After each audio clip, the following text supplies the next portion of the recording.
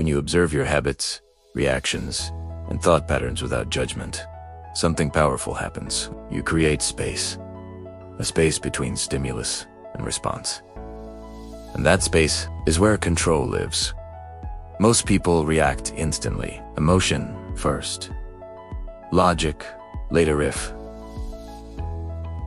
at all. But even a single breath before reacting can interrupt an automatic pattern that has been running for years.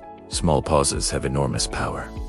A breath before reacting. A moment of reflection before acting. Questioning a familiar impulse instead of obeying it. These moments look insignificant, but they are the exact moments where identity begins to change. The mind does not resist change because you are weak. It resists change because it is designed to protect you. Sudden change feels threatening, even when that change is positive. That's why extreme motivation fades. That's why radical plans collapse. The mind adapts not to force, but to gradual redirection. Habits are not removed.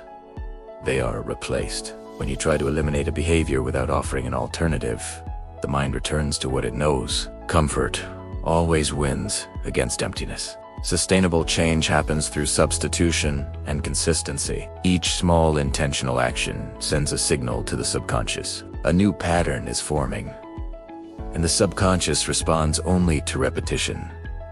Not promises, not motivation, not inspiration. Repetition. Over time, repetition rewires behavior, and behavior reshapes identity. Mastery is not force. It is alignment, and alignment requires patience. Motivation is temporary. Identity is permanent. Motivation asks, what do I feel like doing today? Identity asks, who am I becoming? When actions align with identity, resistance decreases. The subconscious responds strongly to when you repeatedly act in a certain way. The mind begins to accept it as normal, and once something feels normal, it becomes automatic. This is how habits are formed, and this is how they are broken. Input shapes output. What you consume mentally, ideas, language, environment, conversations becomes behavior. The mind adapts to what it is exposed to most. Your current life is not the result of one decision.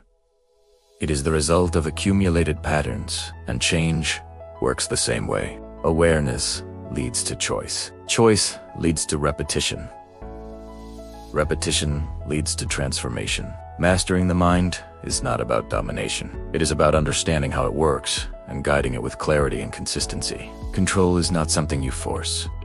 It is something you allow by noticing. The moment you stop reacting automatically, your life begins to feel intentional again. If this helps you see your mind differently, share it with someone who feels stuck, not because they need motivation, but because they need awareness. This channel exists to help you understand your mind, train it with purpose, and use it as a tool instead of a limitation. Because real change begins the moment autopilot ends.